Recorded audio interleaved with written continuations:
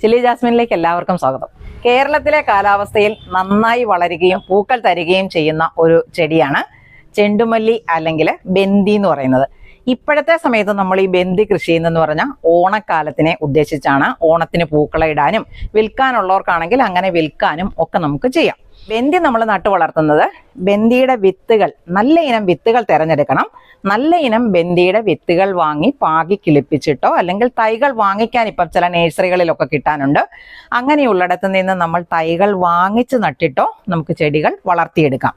നല്ല ഇനം ബന്ദിയുടെ വിത്തുകൾ കിട്ടാനില്ലെങ്കിൽ എനിക്കൊരു വാട്സാപ്പ് മെസ്സേജ് ചെയ്താൽ മതി, ഞാൻ നിങ്ങൾക്ക് അയച്ചു തരാം. നല്ല ഇനം, നല്ല വലിപ്പമുള്ള പൂക്കൾ തരുന്ന ബന്ദിയുടെ വിത്തുകൾ നമ്മുടെ അടുത്തുണ്ട്. അത് മാത്രമല്ല, എല്ലാ ഇനം പച്ചക്കറികളുടെ വിത്തുകളും ഉണ്ട്.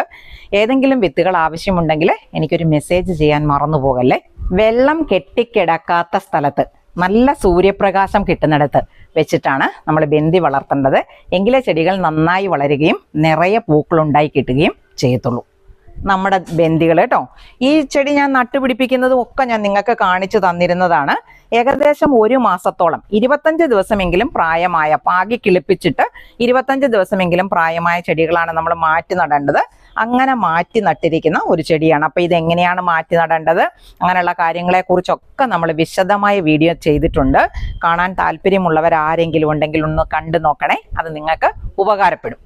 അപ്പം ഈ 1 മാസം പ്രായമായ തൈകൾ മാറ്റി വെച്ചിട്ട് ഇത്രയും വളർന്നെത്തിയിട്ടുണ്ട്.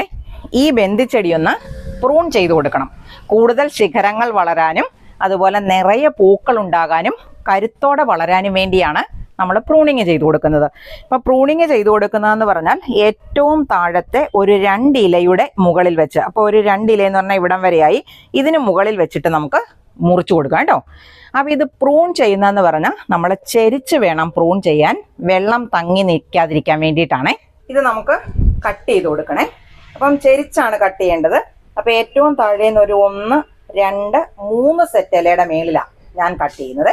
അപ്പം നമ്മളിത് ഇതുപോലൊന്ന് ചെരിച്ച് കട്ട് ചെയ്യും. അതിൻ്റെ മുകളിലത്തെ സെറ്റ് ഇലയുടെ തൊട്ട് താഴെയായിട്ടും ചെയ്യണം കേട്ടോ. കണ്ടോ, നല്ല മൂർച്ചയുള്ള കത്തിയോ അല്ലെങ്കിൽ പുതിയ ബ്ലേഡോ ഉപയോഗിച്ച് കട്ട് ചെയ്യുന്നതാണ് നല്ലത്. ഇനി ഈ മുറിപ്പാടിലേക്ക് ചീയലൊന്നും ബാധിക്കാതിരിക്കാൻ, ഫംഗസ് ഒന്നും പിടിക്കാതിരിക്കാൻ ഇതേപോലെ സാഫ് പേസ്റ്റ് ആക്കിയിട്ട് കൊടുക്കണം. അതുപോലെ നമ്മൾ ഈ കട്ട് ചെയ്തതില്ലേ, അതേലും ഈ സാഫ് കലക്കിയതിനകത്ത് അല്ലെങ്കിൽ സാഫ് പേസ്റ്റ് പോലെ ആക്കിയിട്ട് കണ്ടോ ഇതേപോലെ മുക്കി വയ്ക്കാം. ഈ മുറിച്ച് മാറ്റിയതിനെ നമ്മൾ കളയണ്ട, ഇതിനെ നമുക്കൊരു പുതിയ തൈയാക്കി മാറ്റിയെടുക്കാം. ഒന്നുകിൽ ഈ മുറിച്ച കമ്പിനെ ഇതേപോലെ മണ്ണിൽ, നല്ല ഇളക്കമുള്ള മണ്ണിൽ നട്ടുവെക്കുക. അതല്ലെങ്കിൽ നമുക്ക് ഒരു പാത്രത്തിലെ വെള്ളത്തിനകത്ത് മുക്കി വെച്ച് ഇതിനെ വേരുള്ളതാക്കി മാറ്റിയതിന് ശേഷം മാറ്റി നടാം. അപ്പം അതിന് ഞാൻ ചെയ്യുന്നത് എങ്ങനെയാണെന്ന് കാണിച്ചു തരാം. ദേ ഇതുപോലൊരു പാത്രത്തിനകത്ത് കുറച്ച് സാഫ് എടുക്കണം കേട്ടോ. സാഫ് എന്ന് വെച്ചാൽ പേരിന് മാത്രം മതി, ഒരു കുറച്ച് നിറം കിട്ടാനും മാത്രം അത്രയ്ക്ക് നേർപ്പിച്ചെടുത്താൽ മതിയേ. എന്നിട്ട് ഇതിനകത്തേക്ക് നമ്മൾ വെള്ളം എടുക്കും.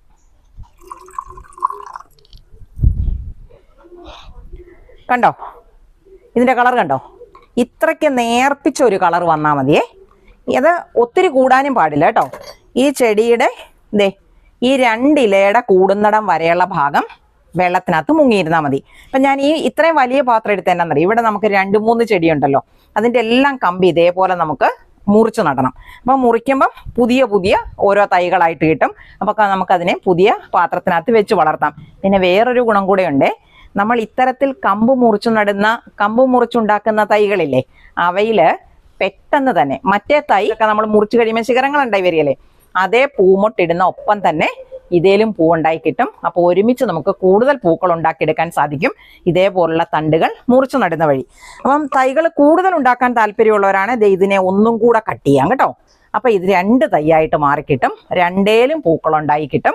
അപ്പം നിങ്ങൾക്കത് നിങ്ങളുടെ താല്പര്യത്തിനനുസരിച്ചും പാത്രങ്ങളുടെ ലഭ്യത അനുസരിച്ചും ഒക്കെ നിങ്ങൾക്ക് ചെയ്യാം. ഞാൻ ഇതൊരു തവണയായിട്ടേ മുറിച്ചിട്ടുള്ളൂ. അപ്പോൾ ഇതുപോലെ പാത്രത്തിനകത്ത് വെക്കും. പിന്നെ ഇങ്ങനെ വെള്ളത്തിനകത്ത് മുക്കി വെച്ചിരിക്കുന്ന കമ്പുണ്ടല്ലോ, നല്ല തണലത്ത് ചൂടടിക്കാത്ത സ്ഥലത്ത് വെക്കണം. എങ്കിലേ പെട്ടെന്ന് വേരുണ്ടായി കിട്ടത്തുള്ളൂ. അല്ലെ ചിലപ്പം ചൂട് കൂടിയിട്ട് അഴുകലൊക്കെ ഇതിനെ ബാധിക്കാം. അതുകൊണ്ട് തണലുള്ള സ്ഥലത്തേക്ക് മാറ്റി വെക്കാനായിട്ടും ശ്രദ്ധിക്കണം. അപ്പോൾ ഇതിങ്ങനെ വെച്ചിട്ട് വേര് പിടിക്കുമ്പോൾ ഞാൻ നിങ്ങൾക്ക് കാണിച്ചു തരാം കേട്ടോ. ചിലപ്പോൾ വലിയ വീഡിയോയിൽ കാണിച്ചു തരാം, അല്ലെങ്കിൽ ഷോർട്ട് വീഡിയോ ആയിട്ട് ഇട്ടേക്കാം. നിങ്ങൾ കണ്ടു നോക്കിക്കോ. ഇനി നമ്മൾ ഇതിന്റെ ചെയ്യുന്നതെന്ന് പറഞ്ഞാൽ ഇതിന്റെ ചുവട് നല്ലതുപോലെ ഒന്ന് ഇളക്കണം. അത് ഈ കാടും പുല്ലും ഒക്കെ മാറ്റി കളയാനും കൂടിയാണ്. അല്ലെങ്കിൽ നമ്മൾ ഈ ചെടിയുടെ വളർച്ചയ്ക്ക് കൊടുക്കുന്ന വളമെല്ലാം ഈ കളകൾ വലിച്ചെടുക്കും. നമുക്ക് ചെടിക്ക് കിട്ടുന്നത് കുറഞ്ഞു പോകും. അങ്ങനെ പൂക്കൾ ഉണ്ടാകുന്നതിന്റെ വലിപ്പം കുറയാനും ചെടിയുടെ വളർച്ച കുറയാനും ഒക്കെ കാരണമാകും. അതുകൊണ്ടാണ് നമ്മൾ ഈ കളകളെല്ലാം മാറ്റിക്കോണം എന്ന് പറയുന്നത്. അപ്പം നമ്മൾ ഈ ചുവട്ടിലെ മണ്ണ് നല്ലോണം ഇളക്കി എങ്ങനെയാണ് ഈ ചെടി നട്ടതെന്ന് ഞാൻ വീഡിയോ ഇട്ടിട്ടുണ്ട്, നിങ്ങൾ കണ്ടു നോക്കണം. അതുകൊണ്ടാണ് ഞാൻ ഈ ചെടിയുടെ ചുവട് ഇളക്കുമ്പോൾ നല്ല ഇളക്കം കാണുന്നില്ലേ, അത് ആ പ്രത്യേക രീതി നടുന്നത് കൊണ്ടാണ്. അതുപോലെ ദേ നമ്മുടെ ബന്ദിയുടെ വേര് കണ്ടോ, ഞാൻ മണ്ണൊന്ന് ഇളക്കിയപ്പം ദേ ഇവിടെ എല്ലാം നിറയെ വേരുകളാണ് കേട്ടോ. കണ്ടോ, ഇതെല്ലാം ബന്ദിയുടെ വേരുകളാണ്. ചെറിയ ചെറിയ വേരുകൾ പൊട്ടിപ്പോയത് കൊണ്ട് പേടിക്കാനൊന്നുമില്ല. അതിന് കൂടുതൽ ശിഖരങ്ങൾ ഉണ്ടാകുകയും വളം വലിച്ചെടുക്കാനുള്ള സാധ്യത കൂടുകയുമാണ് ചെയ്യുന്നത് കേട്ടോ. അതുകൊണ്ട് ചുവട് ഇളക്കാതിരിക്കേണ്ട ആരും. അപ്പം നമ്മളിതേ ഇതുപോലെ ചെടിയുടെ ചുവട് ഇളക്കി കൊടുത്തു. ഇനി ഇതിൻ്റെ ചുവട്ടിലേക്ക് ഞാൻ ഇടുന്നതേ ജൈവവളമാണേ. ഇത് നമ്മൾ കടകളിൽ നിന്ന് വാങ്ങിക്കുന്ന ജൈവവളത്തിൻ്റെ കൂട്ടാണ്. എല്ലുപൊടിയും വേപ്പും പിണ്ണാക്കും ലെതർ മീലും ഒക്കെ ചേർന്നിട്ടുള്ള ഒരു മിക്സഡ് ആയിട്ടുള്ള ജൈവവളമാണ്. ഏത് ജൈവവളമാണെങ്കിലും ചെടിയുടെ കമ്പിൽ തട്ടാതെ കുറച്ച് ദൂരേക്ക് മാറ്റി വേണം. ഒരു പിടി വളം ചുറ്റുമായിട്ട് ഇട്ട് കൊടുത്താൽ മതി കേട്ടോ. വളം കൂടിപ്പോയാൽ ചെടി അഴുകി പോകാനുള്ള സാധ്യതയുണ്ട്. അപ്പോൾ ഇതേപോലെ കുറച്ച് വളം ഇട്ട് കൊടുത്തിട്ട് ആ മണ്ണുമായിട്ടൊന്ന് ഇളക്കി ചേർത്തേക്കണേ. ഫംഗസ് രോഗങ്ങളൊന്നും പിടിക്കാതിരിക്കാൻ ഈ ചുവട്ടിലേക്ക് തന്നെ നമുക്ക് കുറച്ച് സാഫ് ഇട്ട് കൊടുക്കാം കേട്ടോ. ചെടിയിലും ഇട്ട് കൊടുക്കാവുന്നതാണ്, അതുപോലെ തന്നെ ചെടിയുടെ ചുവട്ടിലും ഇട്ട് കൊടുക്കാവുന്നതാണ്. ഇനി നമ്മൾ ചെയ്യുന്നത് എന്നാണെന്നറിയോ, ഇത് DAP എന്ന് പറയുന്ന വളമാണേ. ചെടി നല്ല ആരോഗ്യത്തോടെ വളർന്നു കയറാനും പെട്ടെന്ന് പൂക്കൾ ഉണ്ടാകാനും സഹായിക്കുന്ന ഒരു വളമാണ് DAP. അത് കുറച്ച്, അത് ചെറിയ മുത്ത് പോലെയാണ് ഇരിക്കുന്നത്. അതിൻ്റെ ഒരു 5, 6, 8, 10 അതുപോലെ കുറച്ച് എണ്ണം മതിയേ. അതും ചെടിയുടെ ചുവട്ടിൽ നിന്ന് മാറ്റി നമ്മൾ ആ ജൈവവളം കൊടുത്തതിൻ്റെ മുകളിലേക്കായിട്ട് ഇട്ട് കൊടുക്കണം. ഇനി ഇതിൻ്റെ മുകളിലേക്ക് നമ്മൾ ചെയ്യുന്നത് നമ്മൾ കൂട്ടി വെച്ചിരിക്കുന്ന പോട്ടിംഗ് മിക്സ് ആണേ. പോട്ടിംഗ് മിക്സോ മണ്ണോ അങ്ങനെയുള്ള എന്താണോ നിങ്ങൾക്കുള്ളത് അത് നമുക്ക് ഇട്ട് കൊടുക്കാം. പോട്ടിംഗ് മിക്സ് ആണ് നല്ലത്, കാരണം ഇതിനകത്ത് ജൈവവളം ചാണകപ്പൊടിയൊക്കെ നല്ലോണം കൂട്ടി ഇളക്കിയിരിക്കുന്നതാണ്. അതുപോലെ നല്ല നീർവാർച്ച ഉള്ളതാണ്, ഉമിയൊക്കെ ചേർത്ത മണ്ണാണേ. അപ്പോൾ അത് ഞാൻ ഇതിൻ്റെ അകത്തേക്ക് ഇട്ടു. കാരണം ഇത് കണ്ടോ, ഇവിടെ നിന്നെല്ലാം തണ്ടുകളിൽ നിന്നെല്ലാം വേരുകൾ വരുന്ന കണ്ടോ. അപ്പോൾ ആ വേരുകൾക്കെല്ലാം വളം വലിച്ചെടുക്കാൻ കിട്ടുവാണെങ്കിൽ ചെടി നല്ല ആരോഗ്യത്തോടെ കൂടുതൽ കരുത്തോടെ വളരും. അതിനാണ് നമ്മൾ ഈ കുറച്ച് മണ്ണിൻ്റെ ചുവട്ടിലോട്ട് ഇട്ട് കൊടുത്തിരിക്കുന്നത്. ബന്ദികൾ നിറയെ പൂക്കാൻ സഹായിക്കുന്ന മറ്റൊരു കിടിലൻ വളമാണേ കടലപ്പിണ്ണാക്ക് പുളിപ്പിച്ചത്. ഇത് ദേ ഒരു പിടി കടലപ്പിണ്ണാക്ക് ഒരപ്പാത്രം വെള്ളത്തിനകത്ത് മുക്കിയിട്ടിരിക്കുന്നതാണ്. ഈ അളവിൽ ഒഴിക്കാൻ പാടില്ല. ഇതിനെ നല്ല പോലെ നേർപ്പിച്ചെടുക്കണം. അതായത് 1 കപ്പ് 10 ഇരട്ടിയായിട്ട്, ഒരു പിടി വേപ്പിൻ പിണ്ണാക്കാണ് ഇതിനകത്ത് കിടക്കുന്നത്. ആ ലയിപ്പിച്ചതിനെ തന്നെ നമ്മൾ 10 ഇരട്ടിയായിട്ട് നേർപ്പിക്കണം. അപ്പം ഞാൻ ഇതിനകത്തേക്ക് കുറച്ച് വെള്ളം ഒഴിക്കുവാണേ. ഇത് നമ്മൾ നല്ല പോലെ നേർപ്പിച്ചെടുത്തിട്ടുണ്ടേ. അപ്പം നമ്മൾ വളം ഇട്ടിട്ടുണ്ട്, അതിൻ്റെ മുകളിൽ കുറച്ച് മണ്ണിട്ടിട്ടുണ്ട്. അതിൻ്റെ മുകളിൽ കൂടെ ഈ പിണ്ണാക്ക് പുളിപ്പിച്ച വളം ഒഴിച്ചു കൊടുക്കണം കേട്ടോ. ഇനി നമ്മളിതേ അതിൻ്റെ മുകളിലോട്ട് കുറച്ച് മണ്ണും കൂടെ ഇടുവാണേ. കാരണം എന്താ, ഈ വേര് കണ്ടോ, ഈ വേരുകൾ മൂടത്തക്ക രീതിയിൽ ചുവട്ടിലോട്ട് ഇട്ട് കൊടുത്താലും മതി. ബാക്കി ഭാഗത്തെല്ലാം ഒരേ ലെവലിൽ മണ്ണിടാൻ ഇനി ഇല്ലെങ്കിൽ ഈ ചുവട്ടിലോട്ട് ചേർത്തിട്ടാണെങ്കിലും ആ വേരുകൾ നല്ല വളമുള്ള മണ്ണ് ഉപയോഗിച്ച് മൂടിക്കൊടുക്കണം. കണ്ടോ, പിണ്ണാക്ക് പുളിപ്പിച്ച വെള്ളം ഒഴിച്ചു കൊടുത്തിട്ടുണ്ട്. അപ്പൊ ചെടിയുടെ ചോട്ടിൽ നനവൊക്കെ ഉണ്ട്. അപ്പൊ ഇത്രയും വളപ്രയോഗം നടത്തിയതിന് ശേഷം ഇതിനെ നല്ല വെയില് കിട്ടുന്ന സ്ഥലത്തേക്ക് മാറ്റി വെക്കണേ. ഇത്രയും ചെയ്തത് കൂടാതെ ഉണ്ടല്ലോ, ഈ ചെടിക്ക് പുതിയ ശിഖരങ്ങൾ വന്നതിന് ശേഷം എല്ലാ 5 ദിവസം കൂടുമ്പോഴും NPK നേർപ്പിച്ച് സ്പ്രേ ചെയ്ത് കൊടുക്കാനും മറന്നു പോകരുത്. അത് സ്പ്രേ ചെയ്യുന്ന രീതിയൊക്കെ ഞാൻ നിങ്ങൾക്ക് നേരത്തെ കാണിച്ചു തന്നിട്ടുള്ളതാണ്.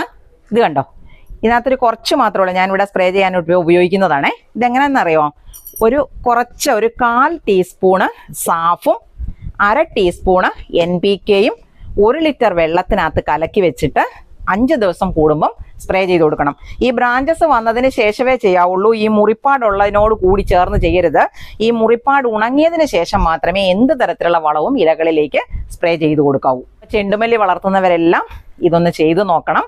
എന്നിട്ട് നിങ്ങളുടെ അഭിപ്രായങ്ങൾ എന്നെ അറിയിക്കാനും കമൻറ്റുകളായിട്ട് അറിയിക്കാനും മറന്നു പോകരുതേ.